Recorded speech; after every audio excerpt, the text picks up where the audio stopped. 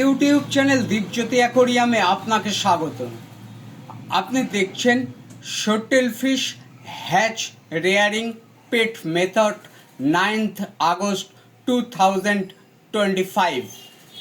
অর্থাৎ আপনি যদি অ্যাকোরিয়ামে বা চৌবাচ্চায় শোটেল ফিশ পালন করতে চান কিংবা বাচ্চা ফোটাতে চান কিংবা পুষতে চান, কোন পদ্ধতিতে সেটা পুষবেন সেই বিষয়ক নানা তথ্য।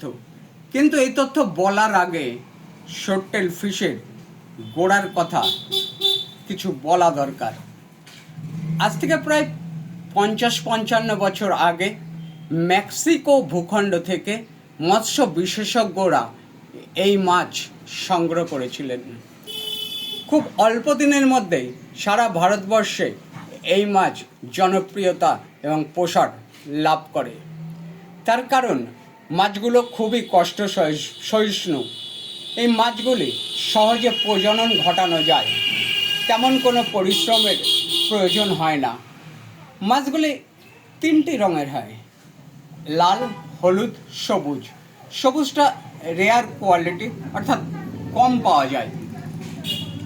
মাছগুলির যে পুরুষ মাছ, এদের লেজের গঠনটা অনেকটা সরু বাঁকানো তরবারির মতো, তাই এই মাছের নাম হয়েছে শোটেল ফিশ। স্ত্রী মাছগুলির লেজগুলি কিন্তু মোটেই তরবারির মতো নয়, খানিকটা মুন্টেল মলের মতো, অর্থাৎ গোলাকার। সহজেই স্ত্রী পুরুষ মাছ চেনা যায়। শোটেল ফিশ এই মাছগুলি কিন্তু খুব কষ্ট সহিষ্ণু, যেরকম সেরকমই প্রকৃতিতে এরা পতঙ্গের লার্ভা, শৈবাল, মরা পচা জীবজন্তুর দেহাংশ খেয়ে জীবন ধারণ করে। 6 থেকে 8 বছর এরা বেঁচে থাকতে পারে। শোটেল ফিশ 20 থেকে 25টা বাচ্চা প্রসব করে।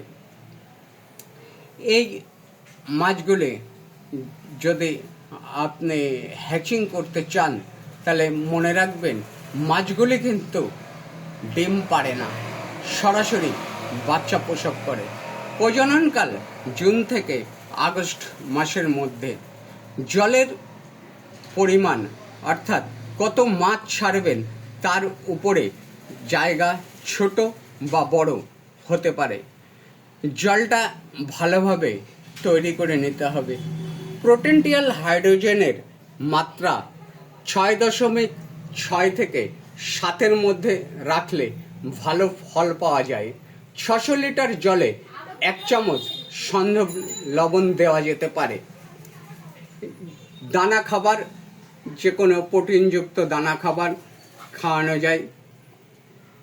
শোটেল ফিশের ধানিগুলি কিন্তু যাতে আত্মরক্ষা করতে পারে, অর্থাৎ বড় মাছে খেয়ে না ফেলে, এর জন্যে লুকোবার যে জায়গা সেটা কিন্তু আপনাকেই তৈরি করে দিতে হবে।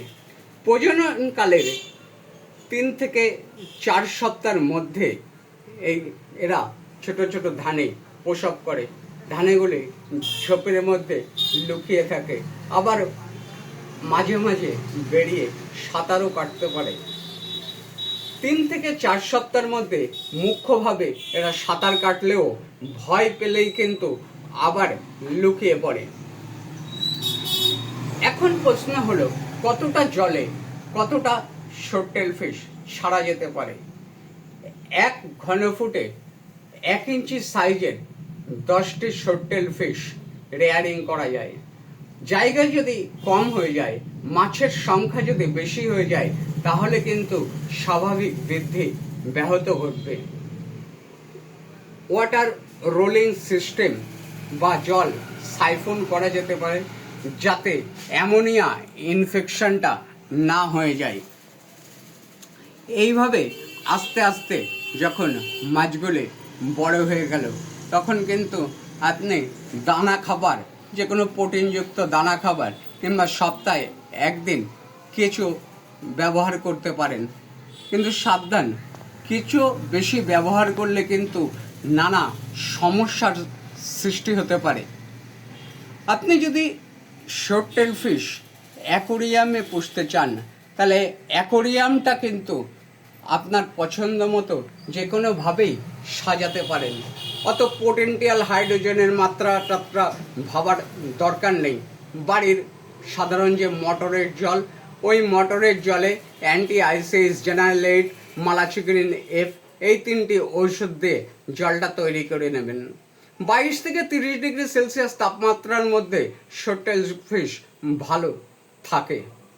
এইবার দিনে 2বার দানা খাবার খেতে দিন। অতিরিক্ত দানা খাবার যদি দিয়ে ফেলেন, তাহলে সেই দানা খাবারগুলো তুলে ফেলুন, যাতে জলটা নষ্ট না হয়ে যায়। যদি আপনার সময় থাকে, জলটা সাইফন করুন। সময় যদি না থাকে, যে কোনো একটা ফিল্টার লাগিয়ে দিতে পারেন। এয়ার পাম্প অবশ্যই ব্যবহার করবেন। মনে রাখবেন, শর্ট টেল ফিশ যে কোনো মাছের সঙ্গে সহজেই মিশে যেতে পারে। বিভিন্ন টাইপের মলি, টেট্রা, অ্যাঞ্জেল, শার্ক, এই ধরনের মাছের সঙ্গে শর্ট টেল ফিশ পোষা যেতে পারে।